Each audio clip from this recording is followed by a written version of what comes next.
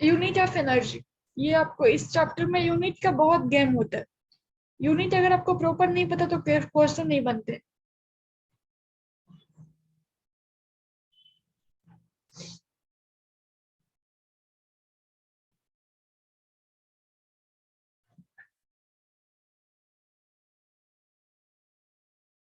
Unit of energy, देखो ऐसा unit तो आप सब जानते हो, एनर्जी की ऐसा यूनिट आप सब जानते हो। What is that? जूल।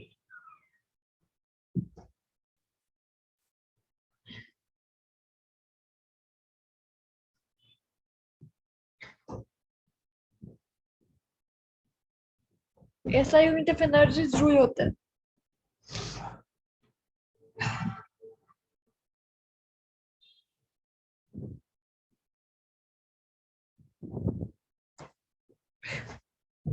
और अगर आप बात करते हो सीजीएस यूनिट की,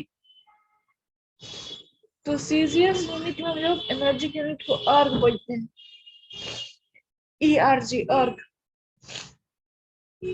और आपका 1 जूल बराबर होता है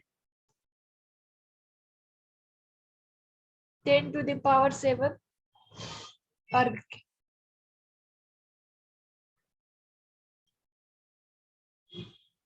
1 जूल इज इक्वल टू 10⁷ अर्ग।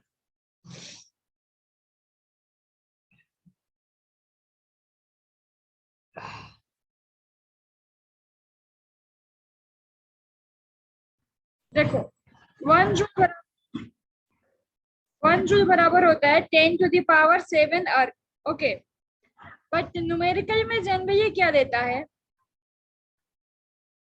हम एटीएम और लीटर में वैल्यू फाइंड कर लेते हैं। न्यूमेरिकल में हम एटीएम, प्रेशर एटीएम या बार में लेते हैं, और वॉल्यूम लीटर में। तो इन numerical generally ATM and litre, right. अब देखो बेटा, ये बहुत इंपॉर्टेंट है। 1 ATM लीटर, क्योंकि ऑप्शन एग्जाम में जूल में दिए रहेंगे, will be equal to 101.3 joule. ये आपको एनी हाउ लर्न होने चाहिए। और 1 ATM, बार और एटीएम हम लोग अप्रोक्सीमेटली इक्वल लेते हैं, 1.013 बार के बराबर होता है। और 1 बार से अगर आप ये बेटा बार और एटीएम से हम लोग किसी किसी केस में 100 दे देता है, क्वेश्चन में अगर गिवन है तो 100 लेके चल सकते हो। 1 बार लगभग ये दोनों बराबर होते हैं, 1 बार और 1 ATM बराबर होते हैं। तो ये हमारा 100 जूल के बराबर होता है। और 1 अगर आप कैलोरी की बात करोगे, कैलोरीज, तो ये हमारा 4.2 जूल के बराबर होता है। इन सब की आंसर मैच कराने की इन सब की नीड पड़ेगी। ऑप्शन अगर जूल में दिया है और आपने फाइंड किया एटीएम लीटर में, तो चेंज करने में इससे मल्टीप्लाई करना पड़ेगा। तो अगर हमारा 1 ATM लीटर है, इसको अगर आप कैलोरी में करना चाहते हो तो 22.4 से मल्टीप्लाई होगा। ओके, तो ये हमारा हो गया यूनिट की बात, जो मैंने कल कहा था तो आज बता दूं।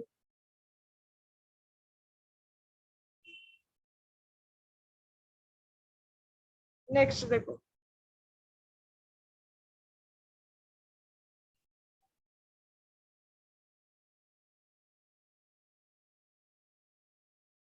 नेक्स्ट हमारा आइसोकोरिक प्रोसेस।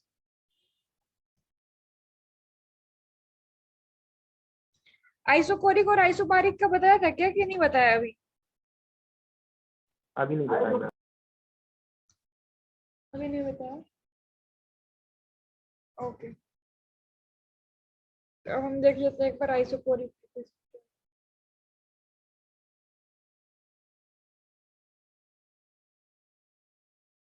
हेडिंग लगा लो आइसोकोरिक प्रोसेस।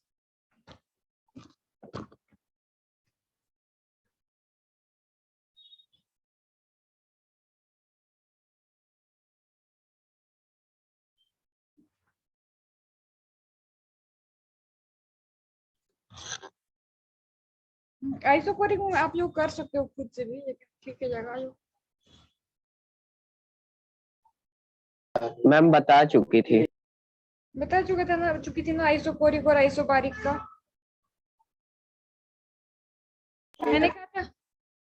मैंने कहा था डीवी को 0 कर दोगे तो हमारा डेल्टा भी 0 हो जाएगा।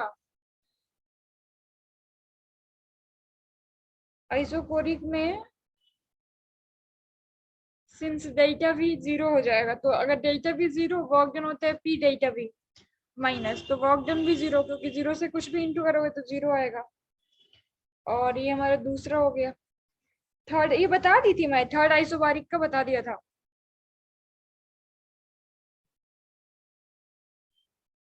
तो आइसोबारिक में हमारा प्रेशर होता है कांस्टेंट, और ये बराबर होता है पी एक्सटर्नल के। तो वर्क डन हो जाएगा माइनस पी एक्सटर्नल, जो फॉर्मूला होता है वही V2 माइनस V1, जैसा है वैसे ही रह जाएगा for reversible and irreversible both. Okay. Now put the new heading, heat and internal energy.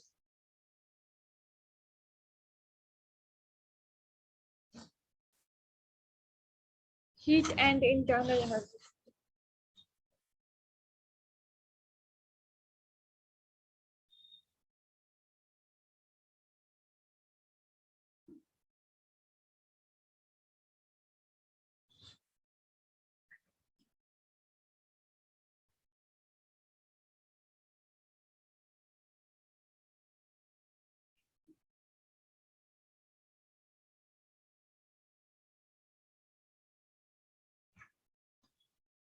देखो कि आप इंटरनल एनर्जी को U से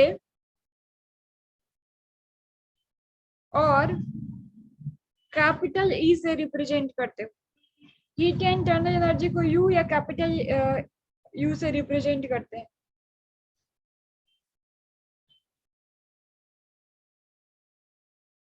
देखो अब ये इंटरनल एनर्जी क्या होता है, किसी भी सिस्टम में जो गैसियस मॉलिक्यूल प्रेजेंट है, किसी भी सिस्टम में जो गैसियस मॉलिक्यूल प्रेजेंट है, वो जितने टाइप के एनर्जी पोज करते हैं, वो मोशन में होंगे तो आपका kinetic energy, nuclear energy, rotate कर रहे होंगे rotational energy, potential energy, translational energy, यानी वाइब्रेशनल एनर्जी, जितने टाइप ऑफ एनर्जी पॉसिबल है और जो उसके मॉलिक्यूल पोज कर रहे हैं, उन सबको अगर जोड़ दो तो इंटरनल एनर्जी हमारा आ जाता है। ओके, बट इंटरनल एनर्जी हमारा क्या है कि स्टेट फंक्शन है, तो स्टेट फंक्शन की हम लोग क्या करते हैं, एग्जैक्ट वैल्यू नहीं, चेंज फाइंड करते हैं। मैंने आपको बताया था एग्जैक्ट वैल्यू नहीं फाइंड करोगे, वो पाथ फंक्शन का होता है, इसमें हम लोग चेंज फाइंड करेंगे। देखो भैया ये होता क्या है, इंटरनल आप लिखिए calculation of delta U, calculation of delta U.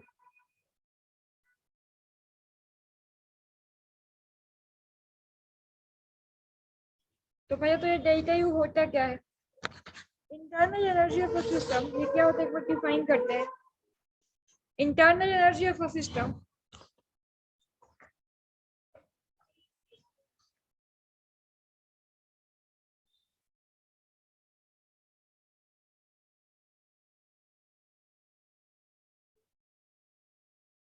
internal energy of a system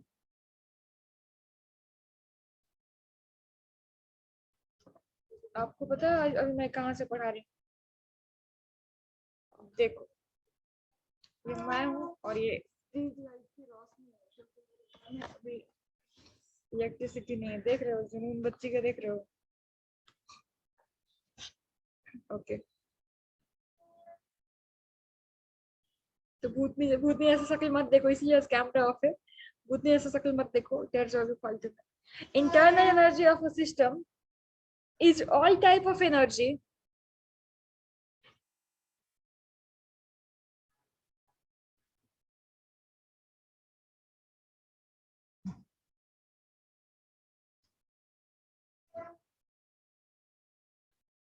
possessed by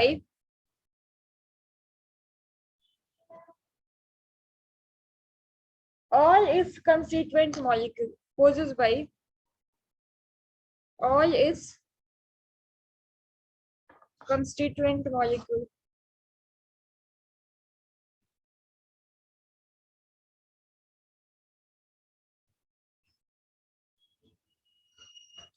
okay, तो यहाँ से हमारा U बराबर हो जाएगा E ट्रांसलेशनल, मतलब जितने टाइप के जो 4 5 6 जितने प्रेजेंट है सब जोड़ देते हैं, तो हमारा एनर्जी U या E एक ही चीज है। ट्रांसलेशनल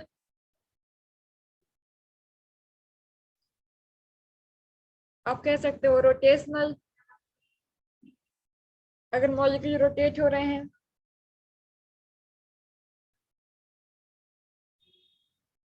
काइनेटिक, पोटेंशियल एक्सेट्रा, जितने टाइप के प्रेजेंट है सारे। बट ये फॉर्मूला हम लोग यूज नहीं करते हैं क्योंकि सारे टाइप की एनर्जी हमें पता भी नहीं रहती है, और ये दूसरा की ये पाथ फंक्शन है तो एग्जैक्ट वैल्यू पता नहीं करते, सॉरी स्टेट फंक्शन है तो एग्जैक्ट वैल्यू नहीं, स्टेट फंक्शन का चेंज फाइंड होता है। तो यहाँ पे देखो, ये ध्यान रखना, ये डायरेक्ट पूछ सकता है कि ये क्या है, स्टेट फंक्शन है या पाथ फंक्शन है। तो internal energy is a state function and extensive properties. internal energy is a state function and extensive property.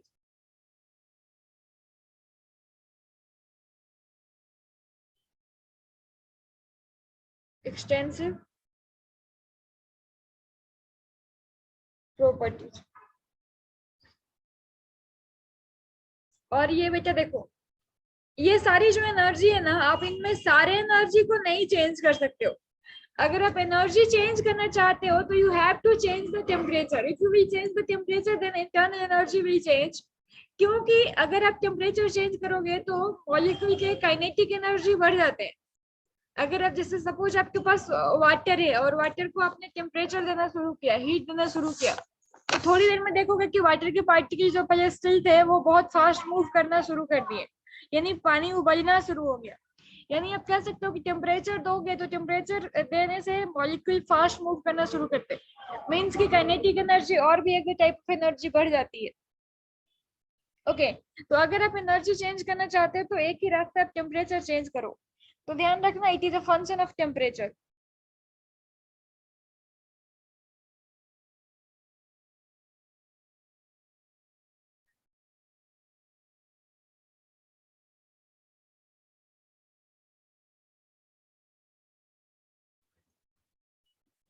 Function of temperature.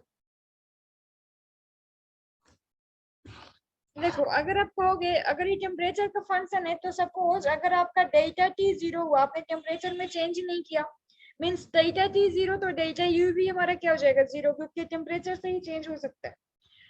और अगर आपका if temperature increases means kinetic energy increases, means आपका इसमें change आएगा, कुछ positive आएगा। अब देखो, डेल्टा ई को अगर फाइंड करना है तो आप ये भी कर सकते हो, कोई भी चेंज फाइंड करना रहता है ना, डेल्टा मतलब ई फाइनल माइनस ई इनिशियल। और अगर आपको डेल्टा ई फाइंड करना है in terms of what chemical reaction, तो आपका हो जाएगा प्रोडक्ट फाइनल होता है ना, फाइनली प्रोडक्ट बनता है, तो E product, energy of product minus energy of reactant.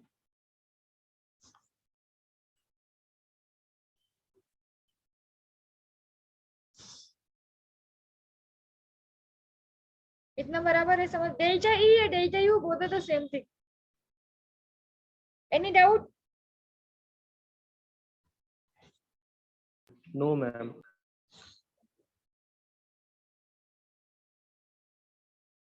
देखो, for isothermal process,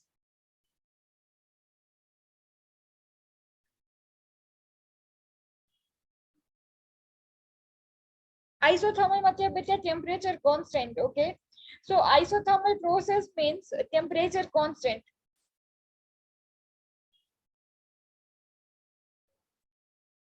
So temperature constant, that means delta T 0 और बेटा अगर आप टेम्परेचर चेंज करोगे, चेंज नहीं कर रहे हो, डेल्टा टी 0 है, तो मैंने कहा कि टेम्परेचर का ही ये फंक्शन है इंटरनल एनर्जी, तो इसका भी चेंज 0 होगा if you are not changing the temperature. और आपका अगर साइक्लिक प्रोसेस है, साइक्लिक प्रोसेस का मतलब कि यहाँ से घूमना शुरू हुआ, आके वापस यहीं पे रुक रहा है, तो साइक्लिक प्रोसेस में भी इंटरनल एनर्जी 0 होती है, क्योंकि इनिशियल और फाइनल कंडीशन सेम मानते हैं। जो इनिशियल स्टेट है फिर वापस से वहीं आएगा, तो सब कुछ सेम रहेगा, टेम्परेचर, एनर्जी, सब कुछ। साइक्लिक प्रोसेस में क्या हो जाएगा, फिर कोई चेंज नहीं होगा, there is no change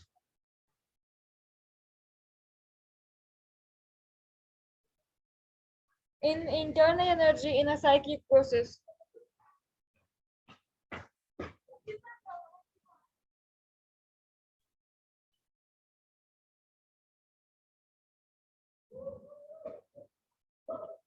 In a cyclic process.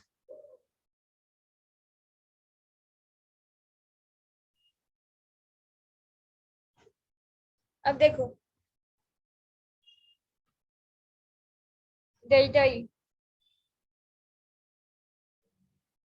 बेटा if you wanted to change the energy, तो किसी भी सिस्टम का एनर्जी चेंज करने का दो ही रास्ता पॉसिबल है। अगर आप किसी सिस्टम का एनर्जी चेंज करना चाहते हो तो आप दो वे में कर सकते हो। पहला हीट के फॉर्म में, पहला हीट के फॉर्म में, जैसे हीट मीन्स टेम्परेचर अगर आपने घटाया बढ़ाया तो हीट घटेगा बढ़ेगा, और हीट घटने बढ़ने से आप देख ही रहे हो टेम्परेचर चेंज हो गया, तो फाइन, एक तो हीट के फॉर्म में कर सकते हैं। सेकेंड आप कर सकते हो बेटा वर्क के फॉर्म में, सेकेंड आप कर सकते हो एनर्जी चेंज वर्क के फॉर्म में। ओके, अगर आपने सिस्टम पे काम कर दिया, अगर आपने सिस्टम पे काम कर दिया या सिस्टम से काम करा, सपोज मेरे शरीर का temperature in the morning it was like 98 Fahrenheit, तो इवनिंग में भी आपने चेक किया सेम टेम्परेचर था। व्हाट डज मीन कि मैंने सुबह से शाम तक कोई वर्क नहीं किया, ऐसा नहीं है। मैंने सुबह से शाम तक बहुत सारे क्लासेस लिए, बहुत सारे बात कही, समझाई, बोला, चाहिए, तो काम किया मीन्स वर्क किया, तो वर्क के लिए एनर्जी चाहिए। जैसे गाड़ी चलाना है तो फ्यूल चाहिए, वैसे ही हमें भी एनर्जी यूज होता है वर्क करो तो मेरे शरीर का टेम्परेचर नहीं चेंज हुआ बट एनर्जी चेंज हुआ, क्यों? क्योंकि मैंने वर्क किया। दूसरा है आप हीट का केस समझिए, टेम्परेचर चेंज करोगे तभी होगा। तो डेल्टा यू हमारा बराबर होता है बेटा क्यू प्लस डब्ल्यू। आपने जो हीट दे करके चेंज किया उसके, और आपने जो वर्क किया उसके, उन दोनों को सम कर दो तो ये हो जाता है हमारा डेल्टा ई फाइंड करने का ये फॉर्मूला। इसको हम लोग पढ़ेंगे भी फर्स्ट लॉ ऑफ थर्मोडायनेमिक्स बना के। तो ये आप क्या करना, अभी आप क्या कर सकते हो, एग्जाम्पल कर सकते हो 4, पेज नंबर 13 होना चाहिए एनसीईआरटी का, ये आप ट्राई कर सकते हो। अदरवाइज अभी मैं इस पे क्वेश्चन करवाऊंगी, पहले थोड़ा और पढ़ लो। डेल्टा ई फाइंड करने का एक और वे होता है, that is F/2 N R delta टी। आर आप लोग जानते हो गैस कांस्टेंट है, एन आप लोग जानते हो नंबर ऑफ मोल्स, टी आप लोग जानते हो टेम्परेचर, एफ आप लोग नहीं जानते हो, एफ को हम लोग डिग्री ऑफ फ्रीडम कहते हैं, इसके बारे में डिटेल में पढ़ेंगे थोड़ा बाद में। एफ हमारा डिग्री ऑफ फ्रीडम होता है, इसके बारे में पढ़ेंगे, अभी नहीं, थोड़ा बाद में।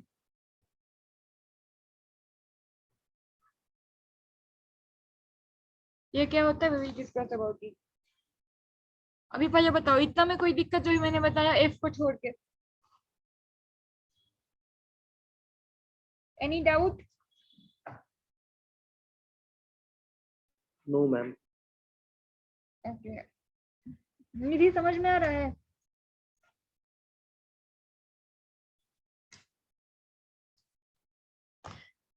निधि आज फिर से नहीं आई ना? निधि भी नहीं है क्लास में। निधि भी गायब हो गई, ओके।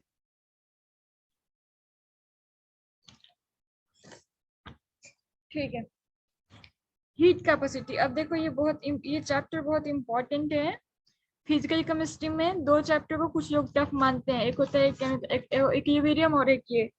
बट अगर आप अच्छे से पढ़ोगे तो ये कुछ टफ ऑफ नहीं रहेगा, थोड़े फॉर्मूले ज्यादा होते हैं, अगर आपको पता है तो आसानी से क्वेश्चन बनेगा, कुछ टफ ऑफ नहीं होता। Heat capacity, new heading put करो। अब एफ के बारे में बात करेंगे बाद में। हीट कैपेसिटी, वैसे ये एफ का मतलब क्या है मैम? एफ का मतलब yes ma'am. Degree of freedom बोलते हैं उसको, डिग्री ऑफ फ्रीडम। इसके बारे में डिटेल में जब डिस्कस करेंगे तो करेंगे, अभी इसको डिस्कस करेंगे तो इसको अकेले ही 15 मिनट चाहिए, और इससे कुछ ना कुछ नया टर्म चाहिए जो अभी हम नहीं जानते हैं कि क्या है। सीपी चाहिए, तो हम नहीं जानते अभी क्या क्या है, जब वो जानोगे तभी एफ पता पड़ेगा। सीपी बाई सीबी होता है, तो आपको अगर सीपी क्या है वही मैं बताने जा रही हूँ, फिर इस पे आएंगे। डिग्री ऑफ फ्रीडम, क्या मैंने लिखा डॉक्टर की तरह, oh my God. Heat capacity,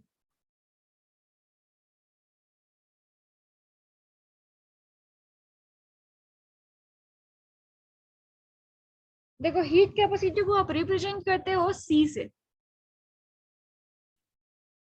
बेटे ये टॉपिक थोड़ा ध्यान से समझना, इसको आप हीट कैपेसिटी कहो या टोटल हीट कैपेसिटी कहो।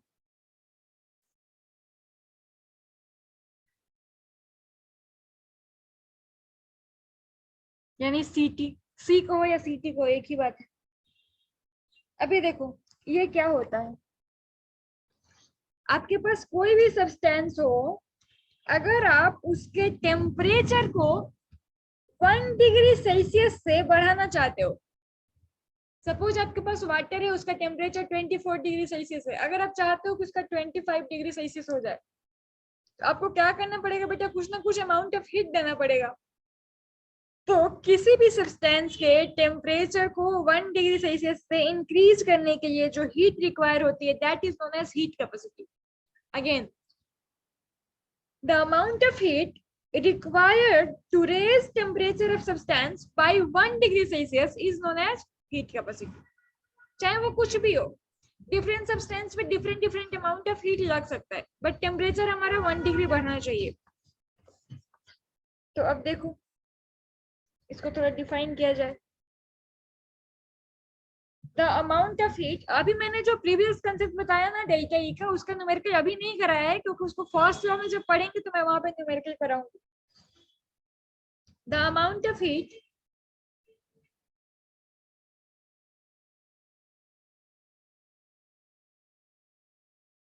required to increase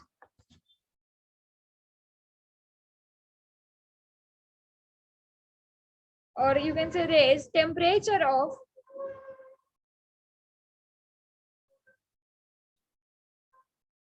a substance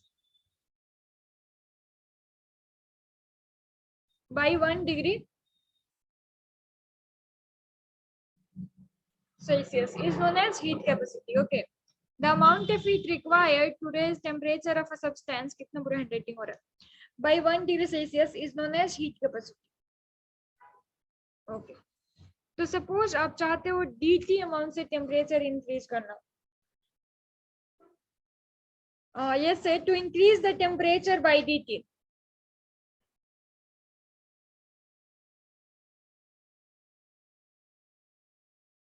to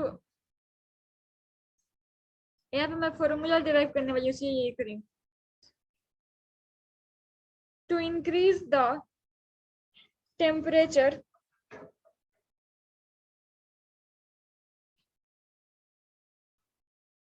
by dt। Suppose जब dt अमाउंट से टेम्परेचर इंक्रीज करना चाहते हो तो उसके लिए हीट रिक्वायर्ड, dt मतलब बहुत थोड़ा बहुत थोड़ा, उसके लिए हीट रिक्वायर्ड है आपका dq। Okay, if you wanted to increase the temperature by dt then heat required is dq, right? तो to increase the temperature by 1 degree Celsius, आपने 9th क्लास में सॉरी 6th 7th में पढ़ा है method of unity. अगर किसी का दिया है और 1 का पूछ रहा है तो क्या करते हैं हम लोग, dq by dt multiplied 1, dq by dt, और ये जो होता है इससे हम मल्टीप्लाई करते हैं, अगर 4 होता तो 4 से मल्टीप्लाई करते, तो यहाँ पे 1 से मल्टीप्लाई करोगे तो सेम ही रह जाएगा,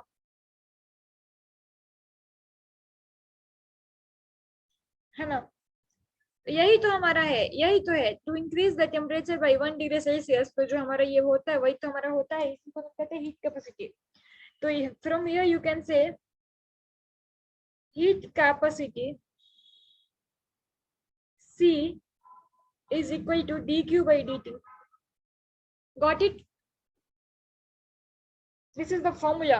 बट हमें ये डायरेक्ट ऐसे नहीं यूज होते बेटा, इसको यूज करते हैं हम लोग dq के फॉर्म में।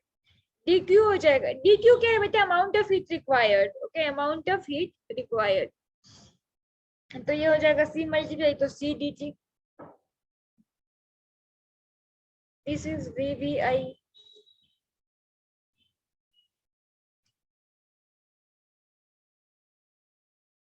इतना समझ आया क्या?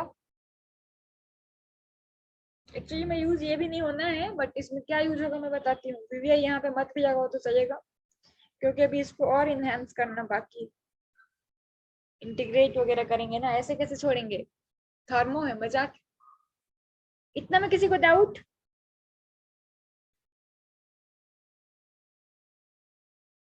No ma'am.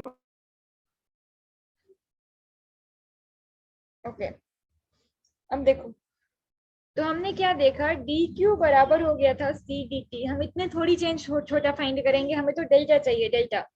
तो बेटा आप क्या करो, इसको इंटीग्रेट कर दो बोथ द साइड। तो इंटीग्रेट करोगे, ये हमारा टेम्परेचर के रिस्पेक्ट में होगा T1 से T2 तक। बेटा Q हमारा क्या है? Path function. कल के क्लास में मैंने आपको बताया, if you will integrate a path function तो वैल्यू मिलता है। तो यहाँ पे हमको सिंपल Q मिल जाएगा। और आपने पढ़ा है, जो चीज कांस्टेंट होती है वो बाहर होती है, बाहर आ जाती है। तो यहाँ पे C बेटा हमारा इंडिपेंडेंट है टेम्परेचर से। तो T1 T2 हीट का पास यहाँ पे आपका तो dt हो जाएगा। ऐसा क्यों किया? क्योंकि हम ऐसा मान के चल रहे हैं कि C is independent of temperature, या फिर आप उसको कांस्टेंट कह दो तो बाहर आ जाएगा। तो अब जब ये बाहर आ गया तो देखो, अब इसको इंटीग्रेट कर दो। तो अगर आप इसको इंटीग्रेट करोगे तो क्या हो जाएगा, इसमें हम लिमिट पुट कर देंगे। तो लिमिट पुट करोगे तो T2 से T1 तक हो जाएगा, राइट। तो यहाँ पे C और हमारा क्या आ जाएगा, डेल्टा T। C के बाद हमारा क्या होता है यहाँ पे, T2 माइनस T1। यहाँ पे हमने पुट कर दिया सिंपली, इसमें हमने ये लिमिट पुट कर दिया तो ये आ गया। तो Q is equal to C into delta T। अब ये आपका इंपॉर्टेंट है, यहाँ पे आप VVI लगा दो। Q is equal to C delta T। What is this? Finish up? Finish?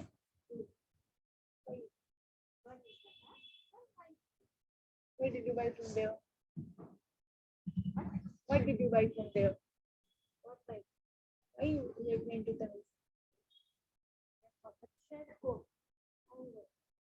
Okay. Done? Is there any doubt?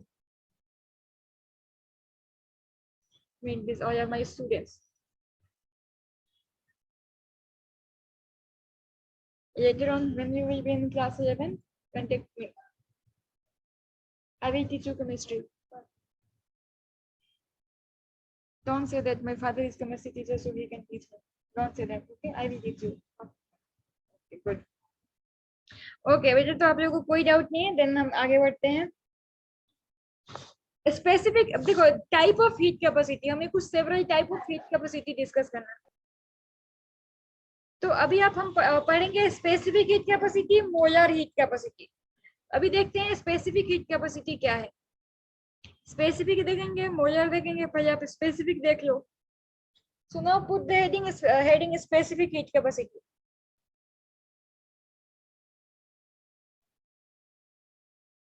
What is the password of Wi-Fi? Sharing is good. Sharing is good, right? Then why you didn't say that with me? I don't know. Yeah, but हाँ झूठे।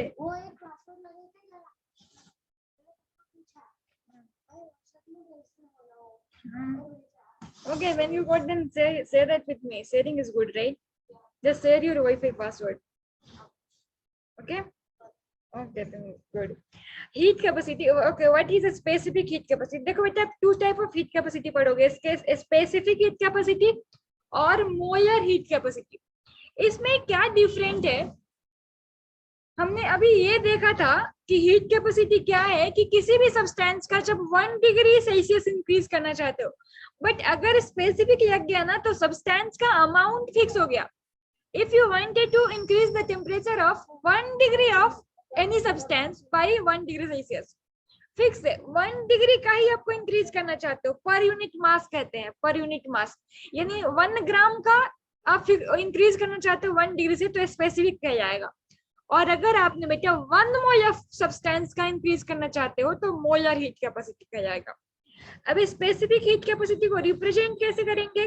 Capital S से। Okay, capital S से। तो now the specific heat capacity, इसको define कर लो। Heat capacity पर unit mass आप कह सकते हो। Heat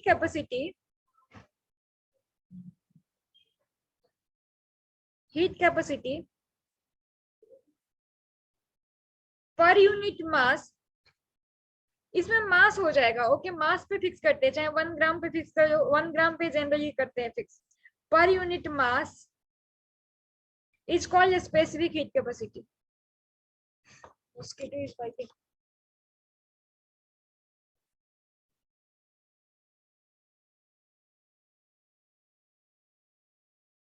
Heat capacity. Bye bye. Okay. If you wanted to increase the heat per unit mass, then आप कह सकते हो कि this is known as specific heat capacity.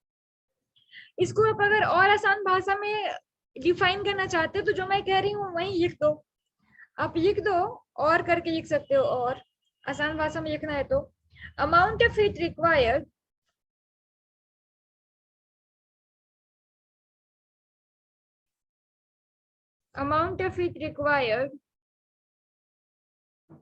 to raise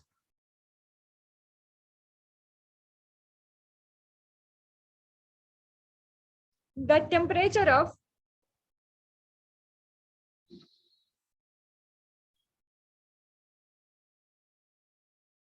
to raise the temperature of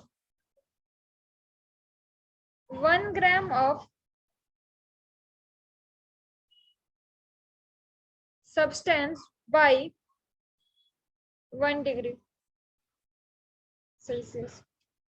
तो देखो बेटा ये क्या हो जाएगा, ये हो जाएगा एस हमारा स्पेसिफिक हीट कैपेसिटी हो जाता है, आपने जो पढ़ा था C divided by per unit mass, यानी मोलर हीट। सी मतलब हमारा, सी हमारा क्या हो गया, heat capacity. Okay, heat capacity पर यूनिट मास, यानी हीट कैपेसिटी डिवाइडेड बाय हमारा सॉरी हीट कैपेसिटी पर यूनिट मास। तो सी हमारा अभी पढ़ के आए हैं हीट कैपेसिटी होता है पर यूनिट मास, एम हमारा मास हो गया। ओके, ये यहाँ पे सी हमारा क्या है, हीट कैपेसिटी। एम क्या है बाबू, मास। मास हम यहाँ पे ग्राम में लेंगे। अब देखो बात यही खत्म नहीं होती है ना, सी की वैल्यू आपने पढ़ी थी ना, पुट कर दो। सी आपने क्या पढ़ा था बाबू, अभी मैंने आपको बताया सी बराबर होता है D Q by D T.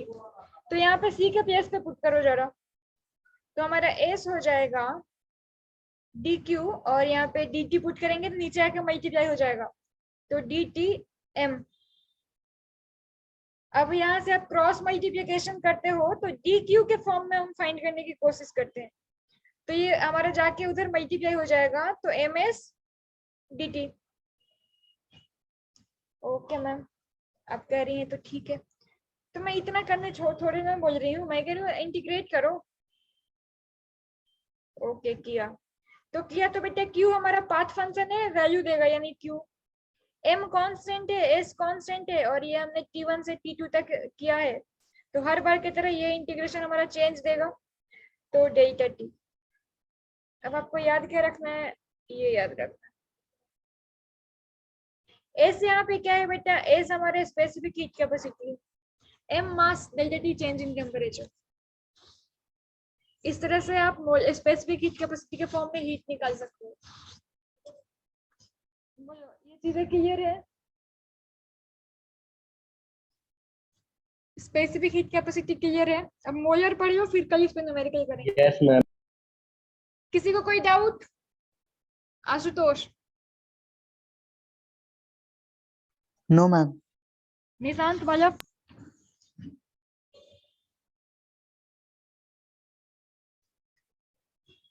Okay. Molar heat capacity clear है मैम। क्लियर है, गुड।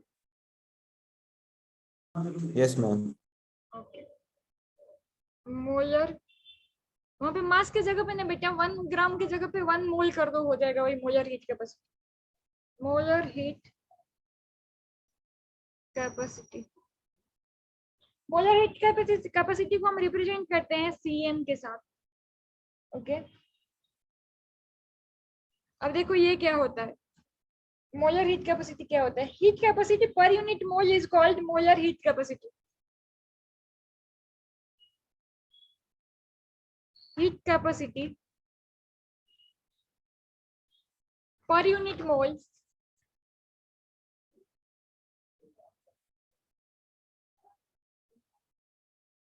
is called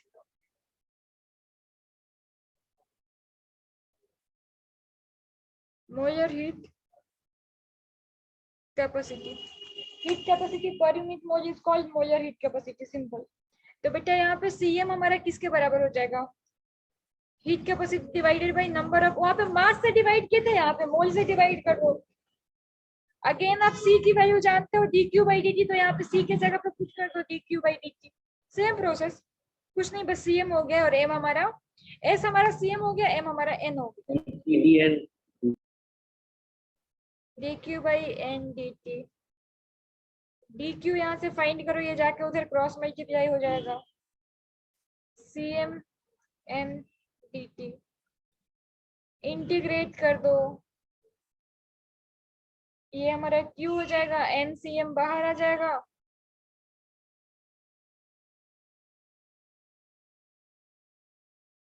बस ये 3 फॉर्मूले आपके बहुत इंपॉर्टेंट हो गए। एक ये मोलर हीट कैपेसिटी के फॉर्म में, एक आपने पढ़ा स्पेसिफिक हीट कैपेसिटी, और एक आपने हीट कैपेसिटी पढ़ी है। अब बेटा मोलर हीट कैपेसिटी का ना एक स्पेशल केस बनता है। क्या बनता है वो? देखो, molar heat capacity,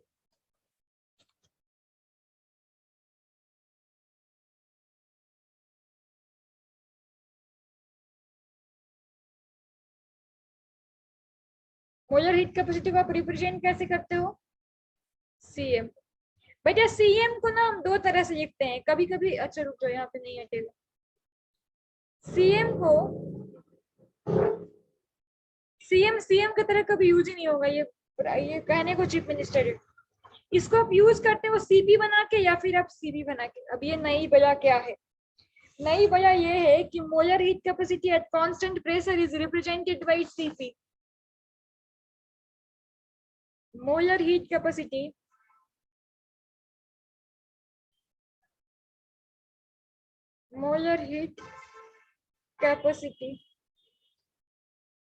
at constant pressure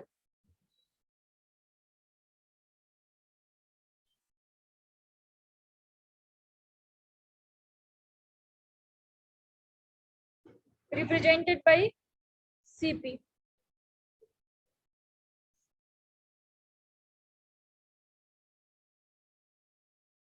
और molar heat capacity at constant volume represented by Cp। बस है वही, बट आपको जो कांस्टेंट करे प्रेशर तो Cp बन जाता है, कांस्टेंट के वॉल्यूम तो Cp बन जाता है।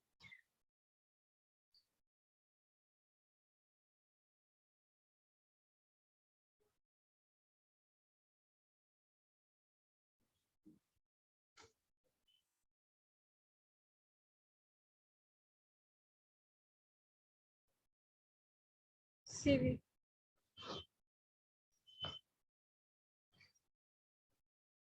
ये हमारा सीन है। यहाँ समरी कर दूं क्या मैंने क्या पढ़ा है? देखो बेटा मैंने आपको क्या पढ़ा है। मैंने क्या पढ़ाया? मैंने आपको बताया Q होता है C डेल्टा T। मैंने आपको बताया मोलर हीट कैपेसिटी Q होता है NCM डेल्टा T। मैंने बताया अगर आपका मास ये हो तो MS डेल्टा T। मैंने कहा ये आपका CM भी हो सकता है और CP भी हो सकता है, यानी Q is equal to NCP delta T भी लिख सकते हो। रुक जाओ, मैं लिखवाई दे रही हूँ ये।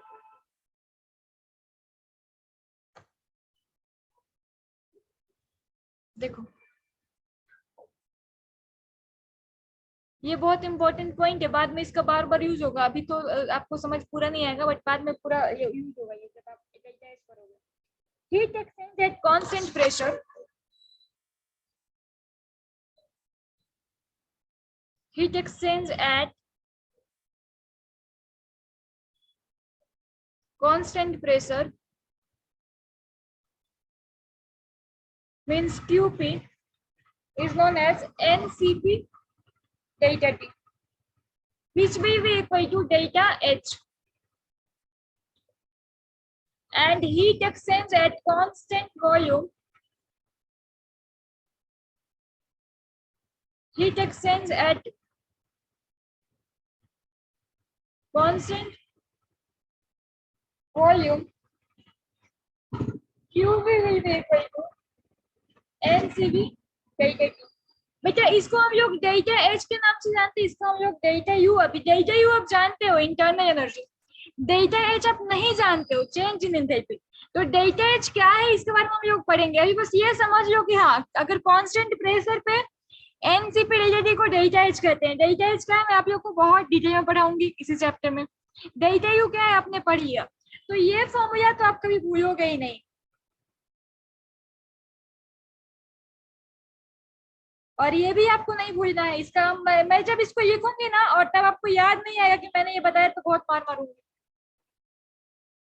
आगे पढ़ेंगे डेल्टा H क्या है। ओके अब देखो इसके बाद हमें क्या पढ़ना है, कुछ इंपॉर्टेंट रिलेशन पढ़ना है सीपी और सीबी के बारे में। अभी तो ये सीपी और सीबी पढ़े और यहीं से आपको डिग्री ऑफ फ्रीडम की तरफ हम होते हुए फिर आगे बढ़ेंगे। आज नहीं कल के क्लास में, आज थोड़ा इलेक्ट्रिसिटी का इशू है तो मैं वैसे ही बाहर बैठ के पढ़ा रही हूँ, आप लोग देख रहे हो। तो यहाँ पे मच्छर भयंकर है। ओके बेटा तो आज इतना ही रहने दो, कल हम लोग पहले इस पे क्वेश्चन करेंगे, उसके बाद हम लोग सीपीसीबी में रिलेशन पढ़ेंगे एंड देन मूव करेंगे डिग्री ऑफ फ्रीडम की तरफ। Okay ma'am. ओके मैं आप लोगों की क्लास की टाइम थोड़ी इंक्रीज करूंगी शायद, बट अभी नहीं, नेक्स्ट मंथ से ड्यूरेशन ड्यूरेशन। ओके मैम जैसे 2 घंटे की हो जाएगी। Okay bye bye.